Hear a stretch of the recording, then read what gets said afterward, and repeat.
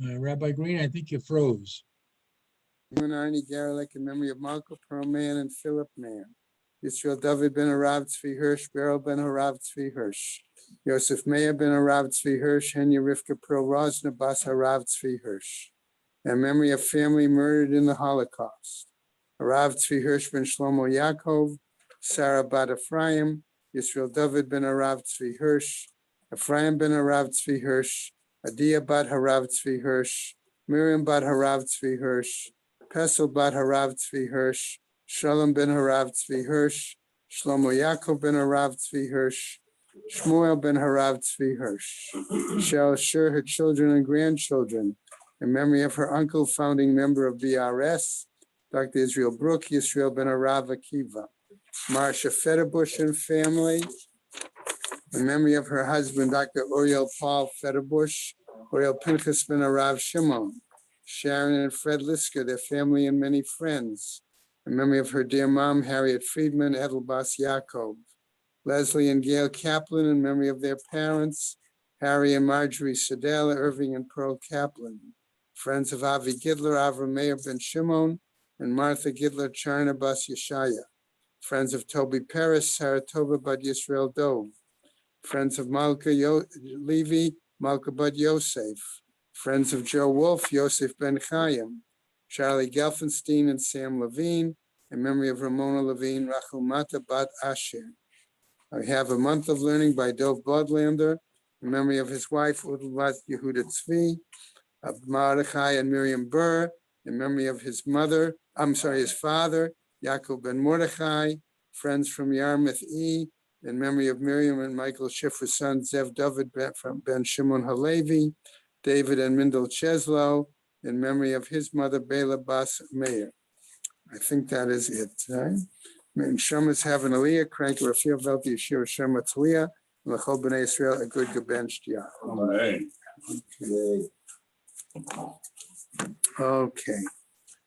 We are on Kaf Amud Beis, the new parak, the new Mishnah. Okay.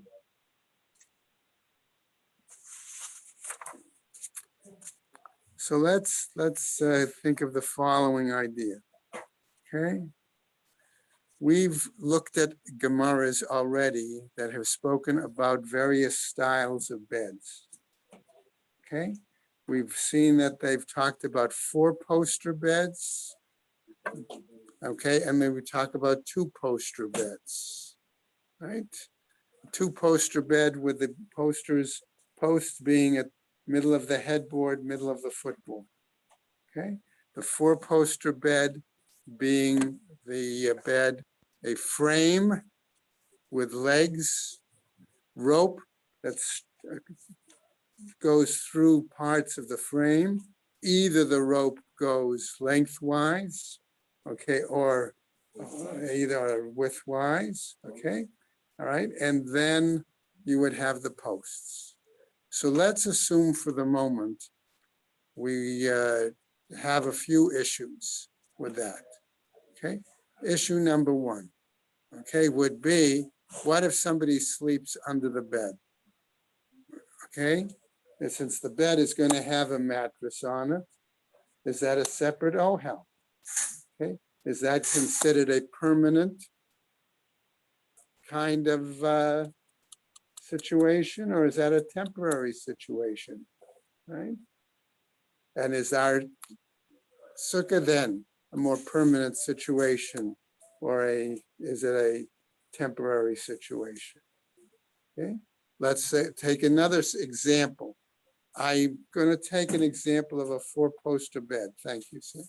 All right, and I'm going to take this 4-poster bed and I'm going to flip it all the way upside down.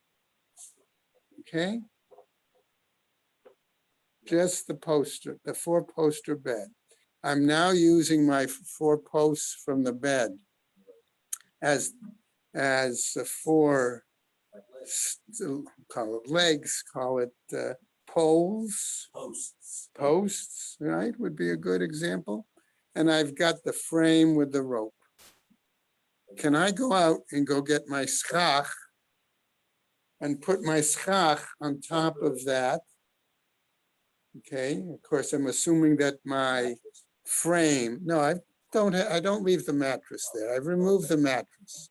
I'm gonna sleep on the mattress, which theoretically maybe I'm gonna put on the floor. Okay? But I'm using the frame of the bed with its posts as sukkah.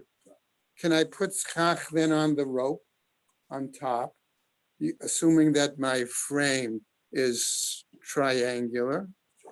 Okay, rectangle, I'm sorry, rectangular, yeah, rectangular. Okay, and do I then have a sukkah, a kosher sukkah, depending on the question of how high it is? Question is, so I know that I need, remember, at least 10 tfachim high. And I know I need to be, okay, all right, do I have the, right, the length and width of 7 by 7? Okay.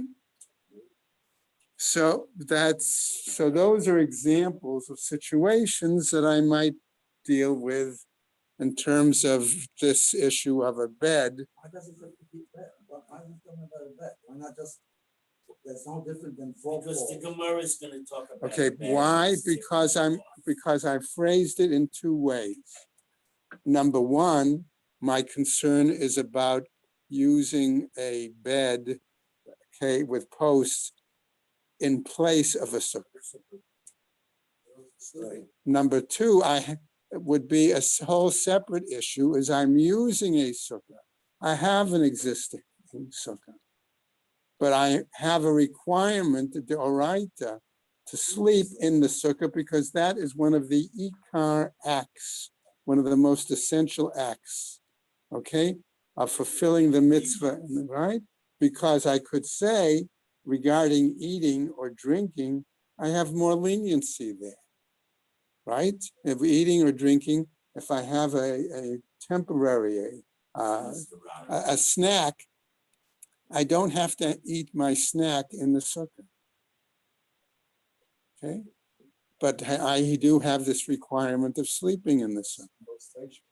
Okay, if I'm going to fulfill the example as our, How are we so naked about sleeping? we're not being makil, just the opposite. Maybe I'm being He means machmir. nowadays. Oh, that's a separate issue. Separate Until I had a issue. CPAP machine, I Okay. never so much as took a nap, not in a sukkah. As soon as I had a CPAP machine, they was. Okay. Rain and I'd get electric. Right, and he didn't want Miriam to collect the insurance. I don't Right? care, I don't care, but Miriam, not kids getting the money. Okay, let's get started. All right, Hayoshein Tachet Hamita Basuka. So here's our first example. Somebody who slept. Now, why are you going to say, what's this? Where did I get this from? Didn't I just have a previous story during these last few days where Rebbe tells us that people actually slept under the bed? Okay. He's gonna do it right now. We So quoted can- it earlier. All right, so Hayoshein Tachet Hamita Basuka, one who sleeps under the bed in a sukkah. Lo yatsa yedei chovato amar Rabbi Yehuda. Okay, so what happens? Yeah, I know. So Tanakama says one who sleeps under a bed in the sukkah has not fulfilled his obligation. Now, Rabbi Yehuda is going to come and challenge Tanakama. Amar Rabbi Yehuda. No hagin hayinu shahayinu yeshenim tachet hamita.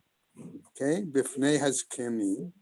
Rabbi Yehuda says, when I was a Talmud in the yeshiva, so to speak, we used to sleep under the beds, okay, in the sukkah of the yeshiva.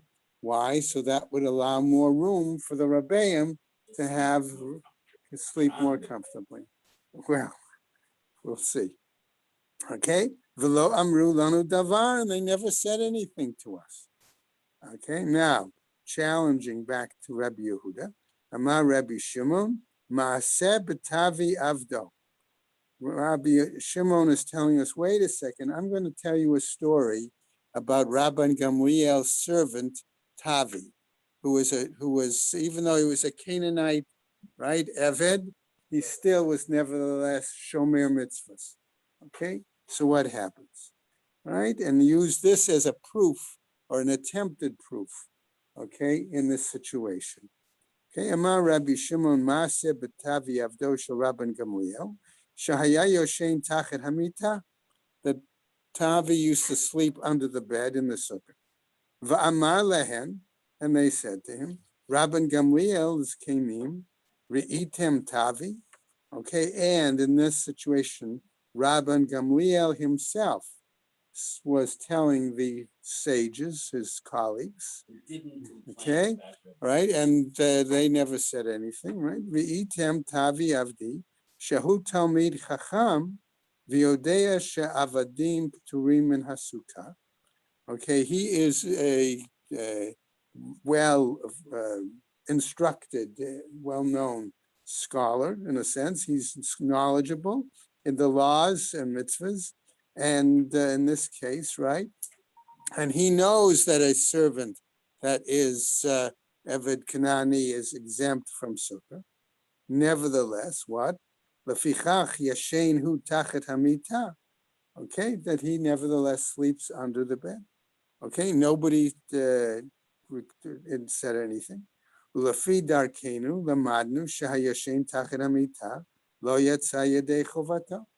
And according to what we've learned, okay, it would appear that it would say, based on Tanakama, right, that sleeping under the bed in the sukkah, one doesn't fulfill the obligation. Okay. So now the Gemara picks up. Vaha leka asara, right? Okay. So the Gemara wants to know, in this particular case, he said,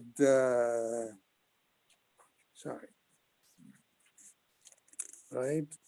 What is his, The height of the mattress is okay, less. but so in other words, so let's take the example. Okay. How high from the floor of the sukkah is the bottom of the bed? Okay, if I have the rope and then I have the mattress, okay, could I argue that my height is from the floor to underneath the mattress? Could I argue that my height is from the floor to the top of the mattress? Okay, certainly can't include the mattress. Okay, if I'm trying to figure certain things out. Oh, we're starting from the bottom up.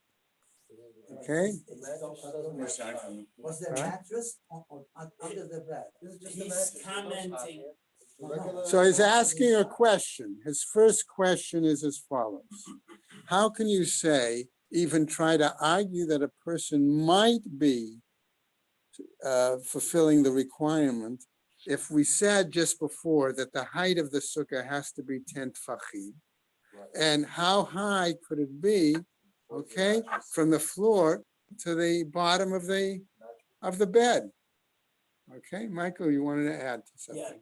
we learned earlier that a crawl space, anything less than 10 tefachim, cannot be considered a dira. It can't be considered a habitable space.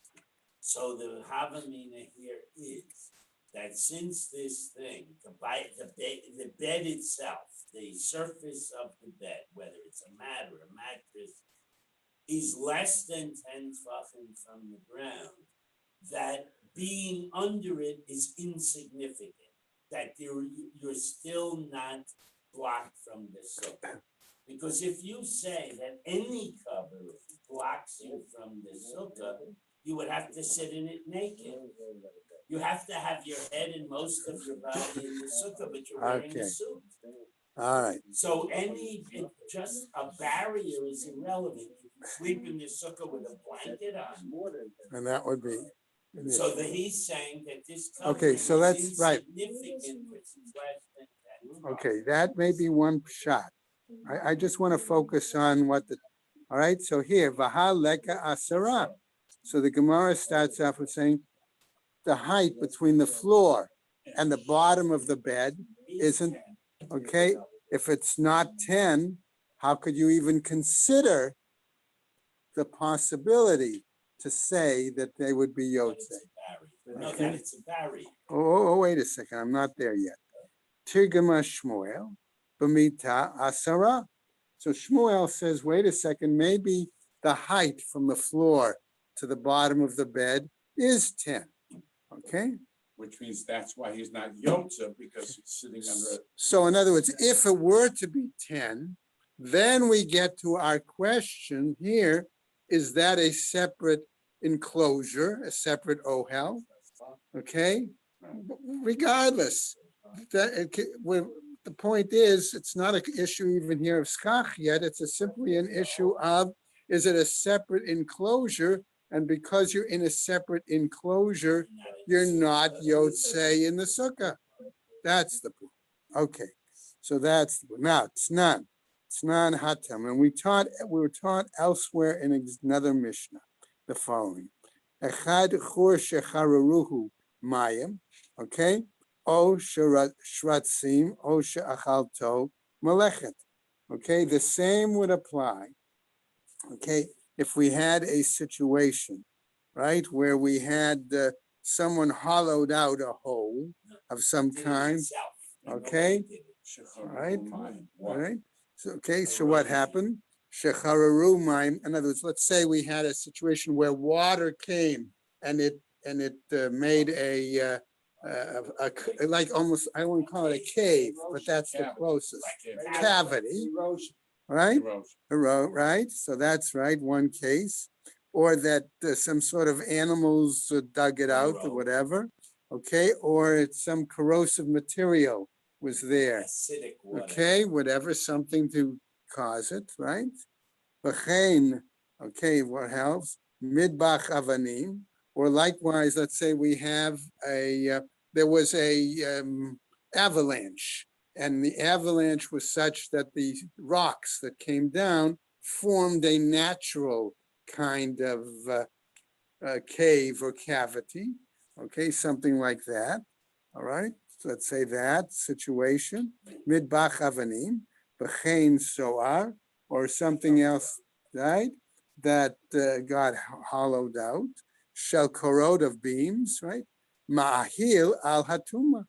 Okay, we use that and we say in all of those situations, they form a kind of enclosure which we acknowledge in the Mishnah as a situation where that is going to prevent tuma.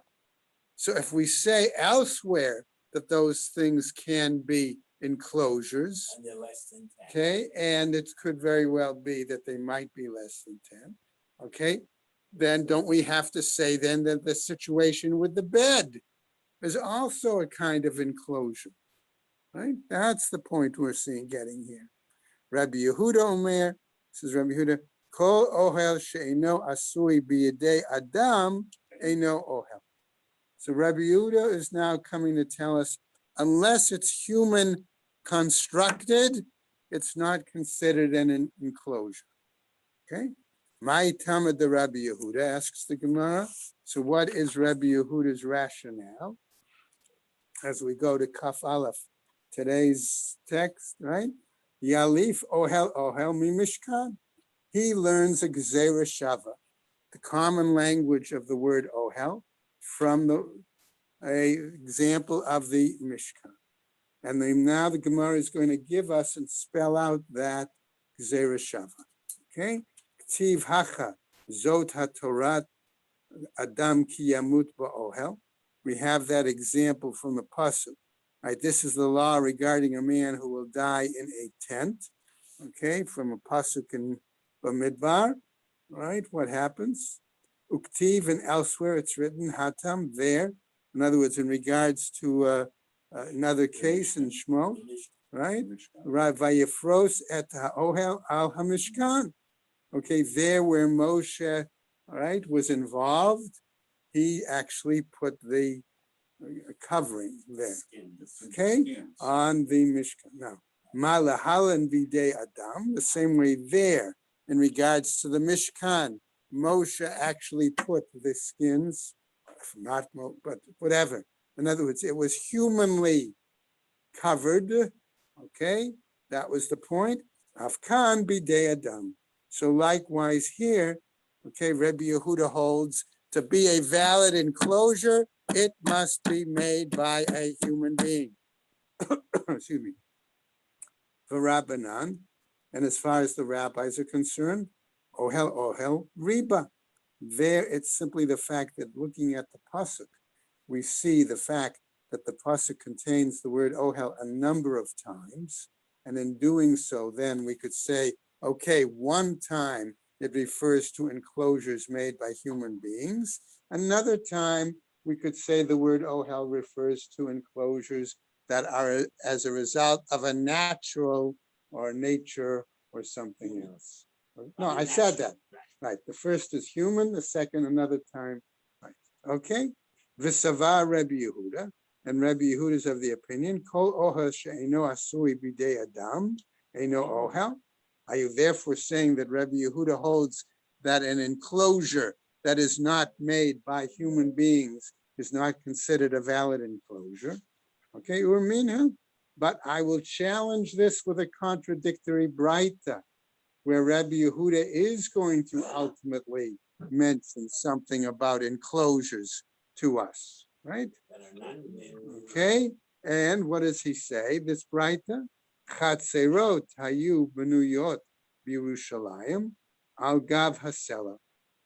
Okay, we're saying that there were courtyards that were built in Jerusalem on top of the bedrock. Okay, v'tachtehem chalal. Underneath the bedrock, there could be empty. Chutzner, between Okay. the chutzner and the Okay, bedrock. there could be empty spaces. Okay, all right. So I want you to imagine the following: the floor of the courtyard, then bedrock, then there's a hollow space. The other way around. Bedrock, they intentionally made hollow spaces. Whoa, wait, That's wait, the wait, wait. picture. We're gonna get to it in a second. That's because they were afraid of. Well, we'll get to it. Hold on. Hold on. Okay, so here, so what is he saying? You have these courtyards, right? And the courtyards were built for homes, areas in Jerusalem, and it was built on the bedrock. Underneath the bedrock, there was an empty tachtehen chalal. Tachtehen under the courtyard. Because if there's a hollow. Oh, all right, bedrock, let's see. then it'll block the. Let's see, tuma. hold on, let's see. Mipnei kever ha-tahom. Okay, we were concerned that below, okay, in that empty space, there could have been graves. Okay, now, here we're gonna make that. If the bedrock was between, okay, the empty space and the bedrock, and then you had the floor of the courtyard, okay? Regarding Tuma, what would have been our situation? The bedrock would have prevented the rise of the Tuma, okay? Everybody with me? Okay? But if we're saying that we have bedrock, then we have empty space, then we have the courtyard floor, okay, and we have somebody buried in that empty space, okay, what's going to happen? They worry about the unlikely possibility of a dead body in the bedrock. So they intentionally. I don't know if they would have built it. Okay, so we're going to get to that. Okay, so what happens, okay, is that in order to prevent the possibility of the rise of the Tuma, they would have to build something, okay? To build something above it. So Michael was kind enough to bring a sefer that has pictures, okay? So I'm going to start it over here, all right? And you can see from the pictures, okay? This page here, that example, okay? All right, so I'm now going to continue, all right? Okay. All right, so what happens? Mipnei kever tahom, right? Rowan, okay.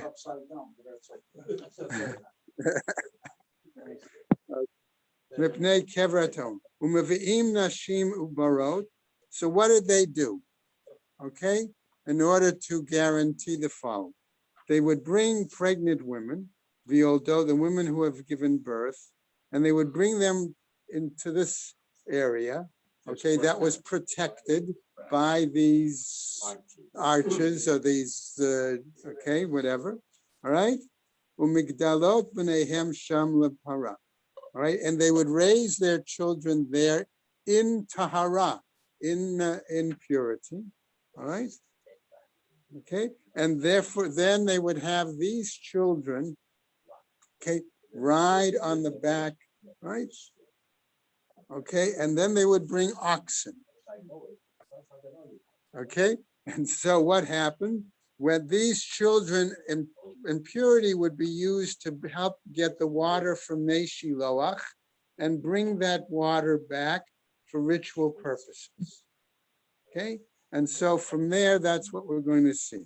Umevi'in shvarim ve'al gabehem dlatot. And the text says, and on the oxen, they would put some sort of like a door, all right? And the children would ride according to this on the door, all right? So what happens? The Vatina Kot Yoshvin. Children would ride. It says, What? Rabbi, it says the children would help with the Right, ritual of the red drawing the heifer. water.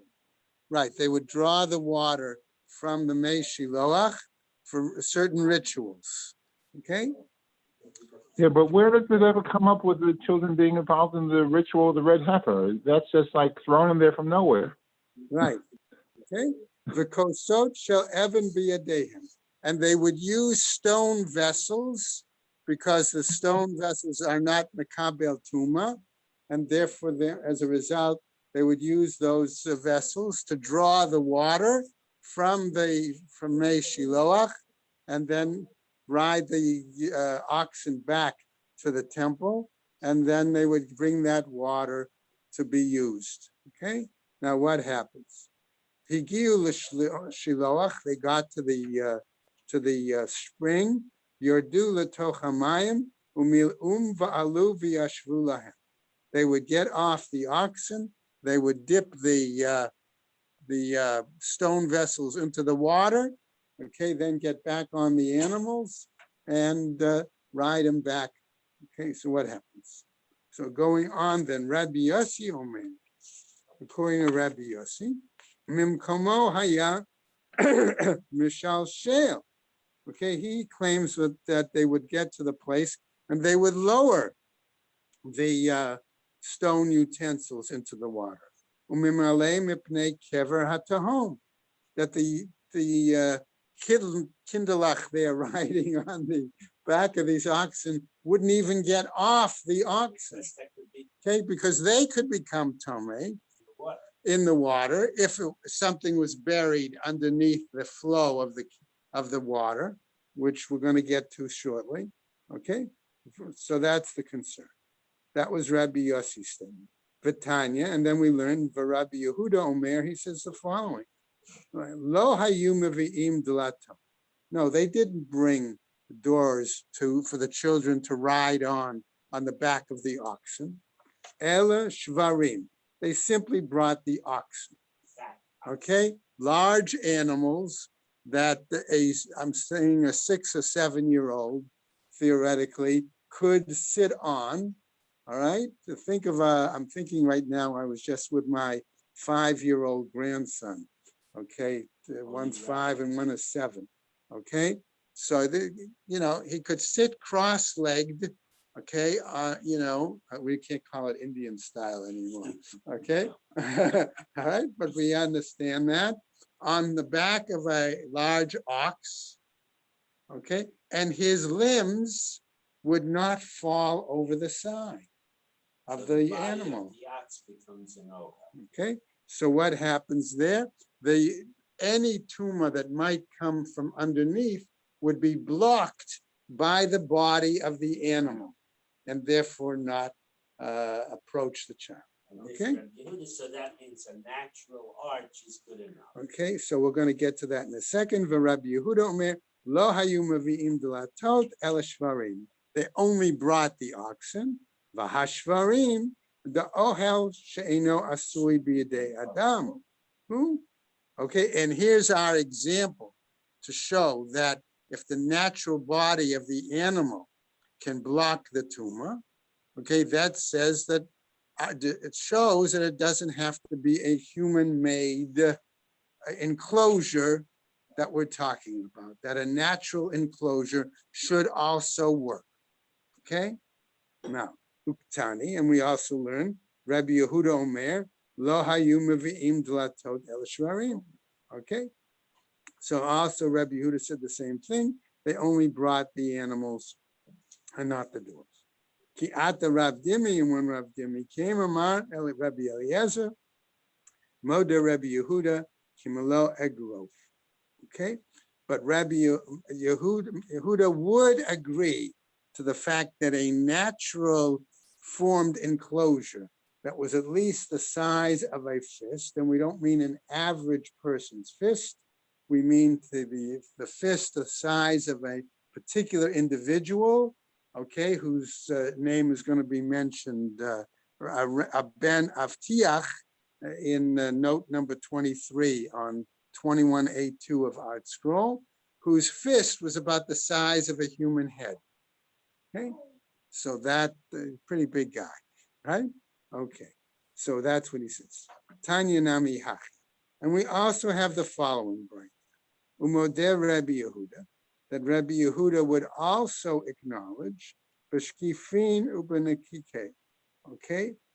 In a situation where, let's say, it was uprooted boulders or crevices, things like that, aslaim, Baharei delet the yeshba kama egrofim.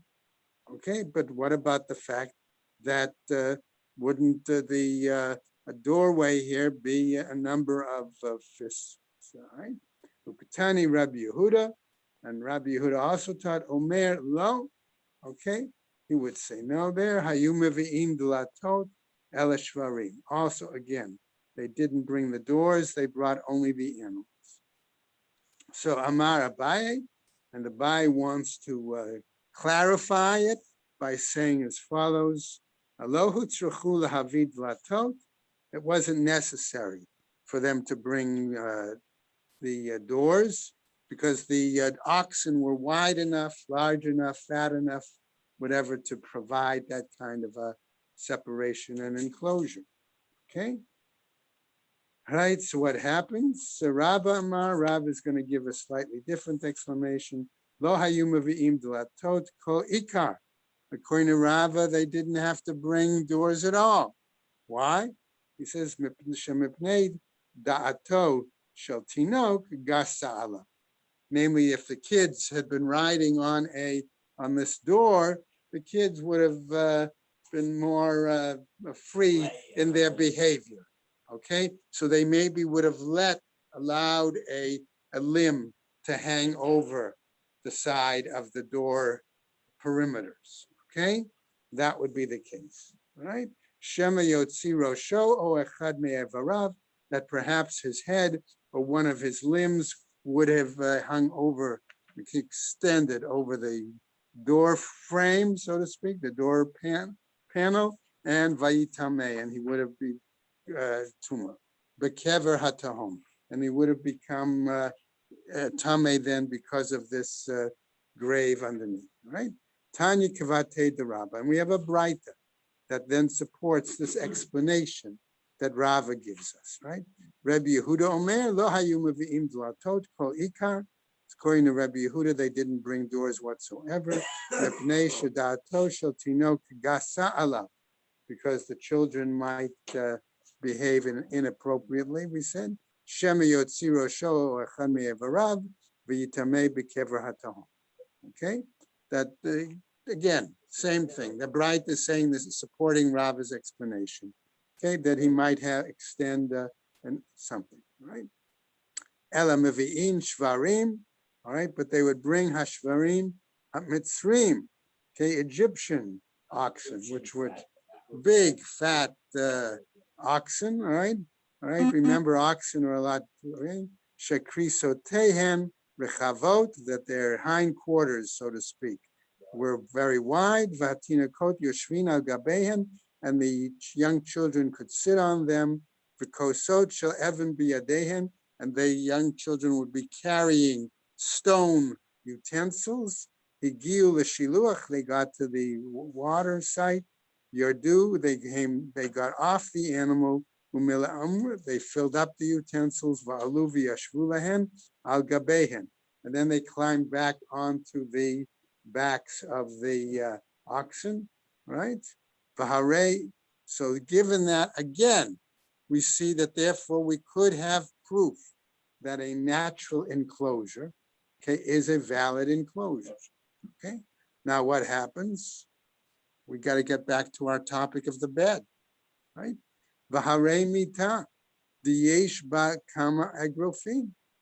But couldn't we therefore say that, like that, the enclosure of a bed would still have enough, Several tefachim right? high Several enough fist heights, to be a right? makom with Say that. to say that that's a, could that be a realistic enclosure, right? In this case, Utsnan Rabbi Yehuda, and Rabbi Yehuda then teaches as follows: Omer, and says, Nohagim hayinu shayinu yeshinim techet hamita. We used to sleep under the beds, he said, b'nei hazkenim, because of our respect for the elder sages. Shani mita, excuse me, ho'il ulegaba asuya. So how do we want to say then a bed is different? Okay, because of what?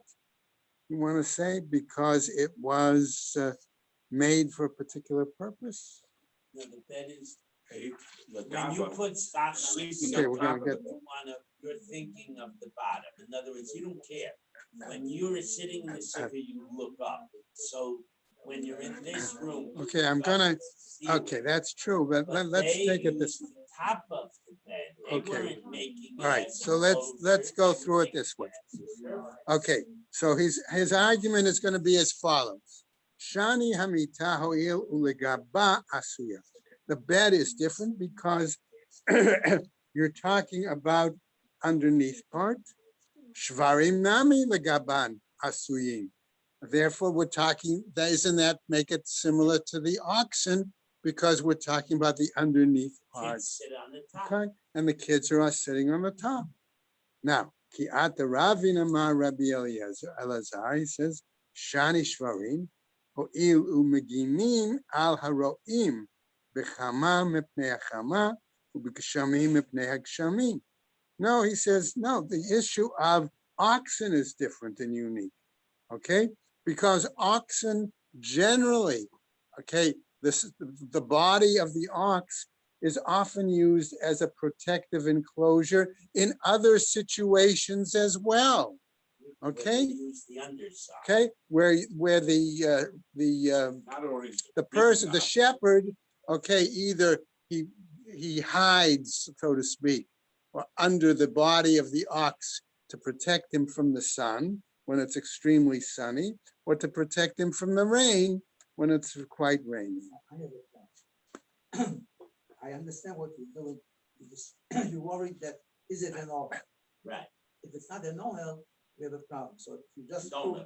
so you prove that it's an oil under the bed, it's an oil. Fine. How about the whole thing is also because there's no schab?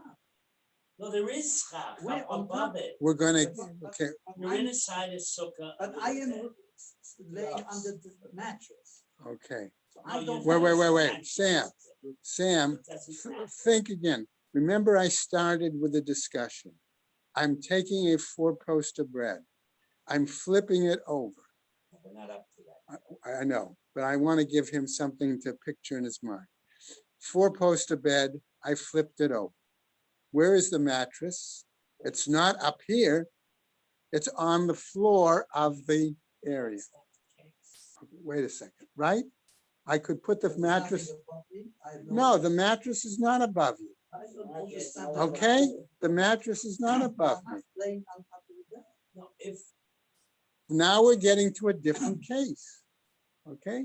The mattress is not above me. If I'm not under the bed.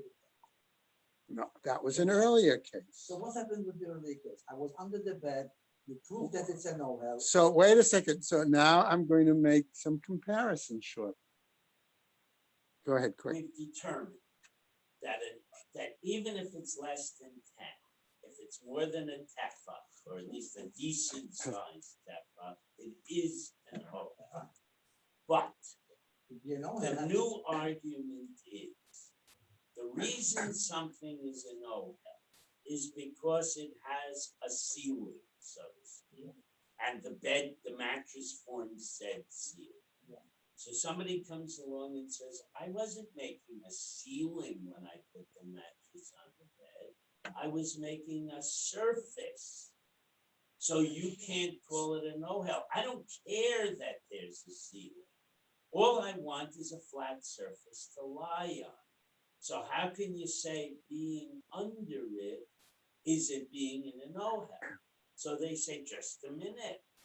When we just agreed that the oxen are in OL, and they're not for the hollow either. The reason we brought the oxen was for the kids to sit on top. Nobody made a ceiling with this ox, so then they say, well, just a minute, they do make a ceiling with the ox. Schwartz sits under the ox because he doesn't want to get sunburned. So he's using the belly of the ox as his ceiling.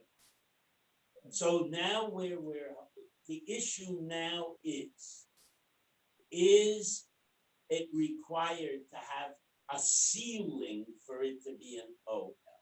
And they're going to say, maybe not.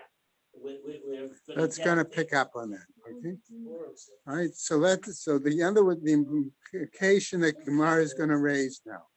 Ihachi, mitanami ho'il umagina ahaminalim v'sandalim shetachta. We're still talking about the OL. We're still talking Right. about using That's Yeah. our concept. Our concept is what is the OHEL? What makes it a separate enclosure? Because if I say it's a separate enclosure, I've totally nullified You can't sleep. the fact that somebody has fulfilled the mitzvah of sukkah by sleeping underneath. Okay? So now I'm going to say, wait a second. If you're going to tell me that what made the oxen unique was that they were used for protection, I can use the example with the bed and say, hey, maybe I can say the bed is used for protection as well. And that's what's going to, the Gemara is telling me now. Hachanami, ihachi, mitanami, a bed also. Since it protects the shoes and the sandals that are underneath it, Ella, okay? Therefore, I should argue, therefore, that it's similar to the ox, right? Ella amar Rava, shani shvarim, o'il va'asuyim lahagin al banei me'ayim shala. No, it says again, oxen are unique because their upper body, their hide, the back, whatever, okay, all of that comes to protect their innards. Okay, Shene Amar, as it says, okay, or ubasar til b'sheni uketzatzamot v'gidim tesochacheni. Okay, just citing a pasuk that says, in other words, that protects them, right? V'ibayit ema. Okay, and now what's going to happen? The Gemara is going to say, hold on a second. I'm going to give you a whole different lashon now to understand the same situation. And very often, remember, we find that the secondary language of the Gemara may be more Enlightening. likely, more smoother, more direct Right. to tell us what it is. So this is what the Gemara is going to tell us now. V'bayit ema. And if you want, I would say it this way. Rebbe Yehuda l'ta'ameh. Rebbe Yehuda holds his perspective. The Amar Sukkah dirat keva ba'ina. Okay, why? Because Rebbe Yehuda holds that a sukkah has to have some fixedness. Okay, that's what I'm going to use, some permanence. All right. Vahava le mita dirat ari, and a bed is only a temporary kind of enclosure structure, right? Why? Because remember, They okay, don't use it during the day. so right? And they would schlep Well, it that out would be every one day. example, that the bed is only used part of the time. Another example could be that the beds were collapsible, right? Took them out of the Right. sukkah. Okay, the sukkah.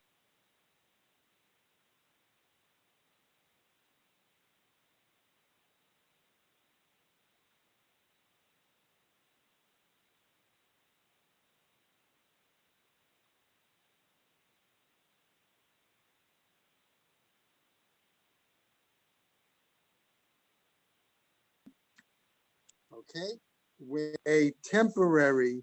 um, a temporary enclosure takes precedent, I'm going to say, okay, over a more permanent one, okay?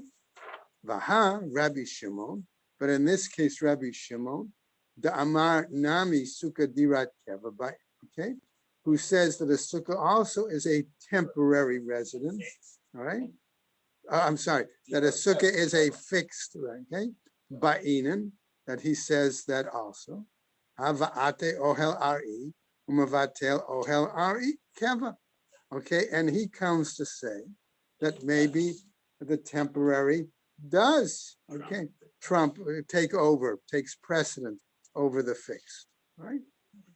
What happens, all right? And yes, baha plige, and that's their source of their argument. Namely, Mar Savar Ate Ohel Ari, Mevatel Ohel Keva. One master holds that a temporary enclosure can take precedence over a more permanent enclosure. Umar Savar Lo Ate Ohel Ari, Mevatel Ohel Keva. And the other master holds that a temporary enclosure does not take precedence over a more permanent enclosure. Okay? Now, get to a new piece. Amar Rabbi Shimon Maaseh B'Tavi Avdo. Now we're back to the example that we saw that the Mishnah tried to bring the proof from the servant of Rabban Gamliel, okay, in that case. Tanya, Braita taught as follows. Amar Rabbi Shimon, he says as follows, right? What is Rabbi Shimon telling us here? Okay, that Mashichato shel Rabban Gamliel, the servant of Rabban Gamliel, okay, from that case, Lamadnu Shnei Dvarim. From this case, we learn two things. One, Lamadnu she'avadim turim min asukah, that servants are exempt from mitzvah of sukkah. Okay, because why? Because he is a non-Hebrew, right? V'lamadnu shehayashen tachat hamita lo yatsa yedei chovat. That one sleeping under the bed does not fulfill his obligation in the sukkah. Not like Rabbi Yehuda. Okay, not like Rabbi Yehuda. Why? Because the issue is Rabbi Shimon says that is a separate enclosure. Okay, now What? Not with the snap yet? There's always schach. right. Everybody always No, it means agrees you're this. sleeping under a bed which is not, does not have stock outside of cushion. Okay. So what happens? Velema midvarav. That's schach. Right, gentlemen, come on. Right. So lema midvarav shel Rabban Gamliel. We learn therefore from the statement of Rabban Gamliel. Milta agav urche kamashmalan. He also taught us a incidental lesson as well, like extra, right? Extra learning. All right. What happens?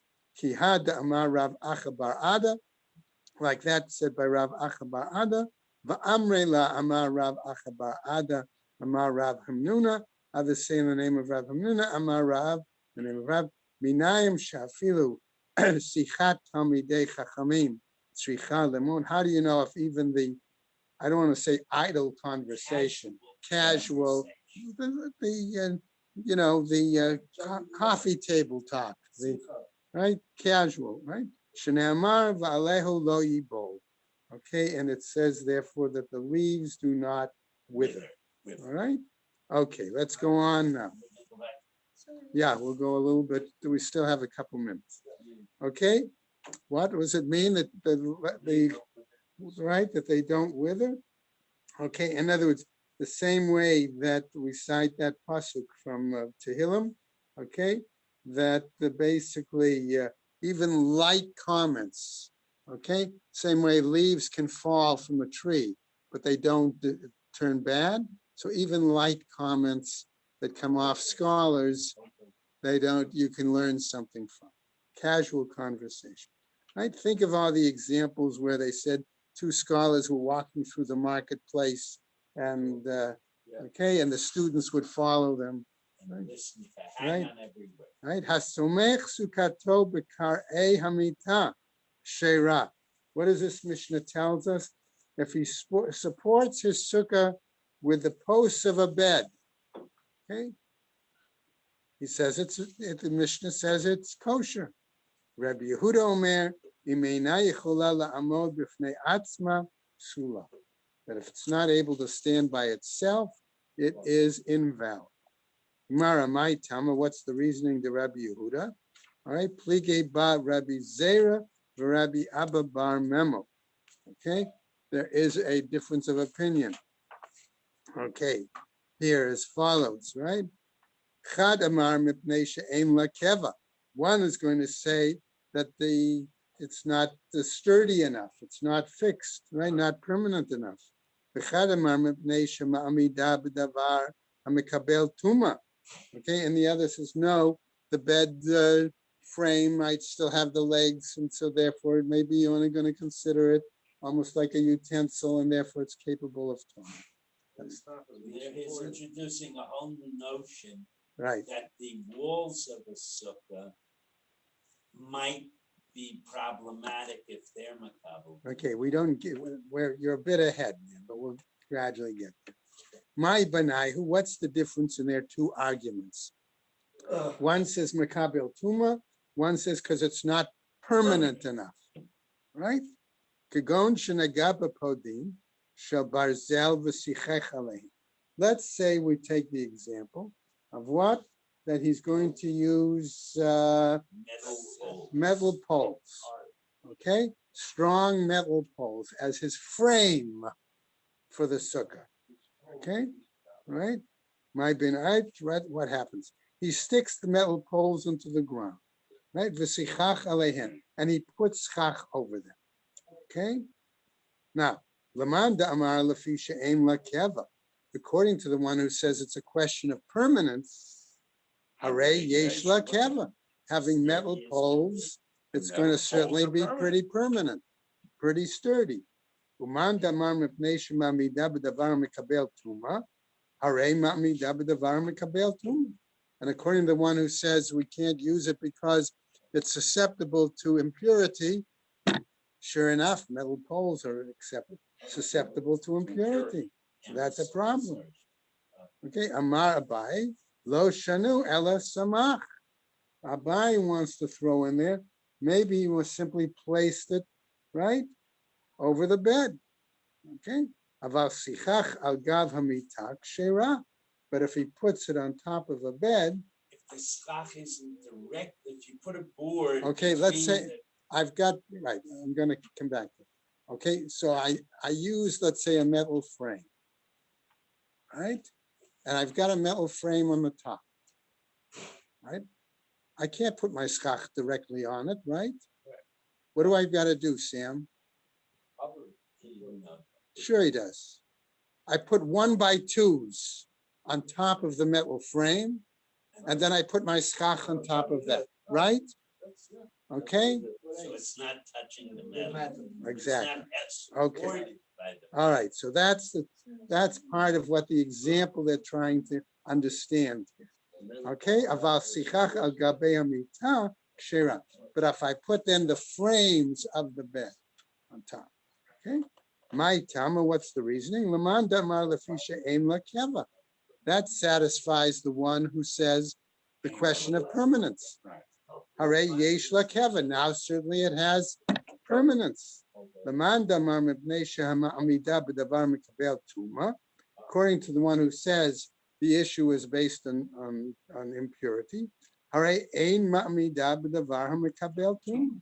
And here we have a situation then that he's holding up the schach without something that's going to be makabel tuma. All right, and then we're going to stop there and pick up the new Mishnah. As an issue Yeah. carries this to such an extreme that in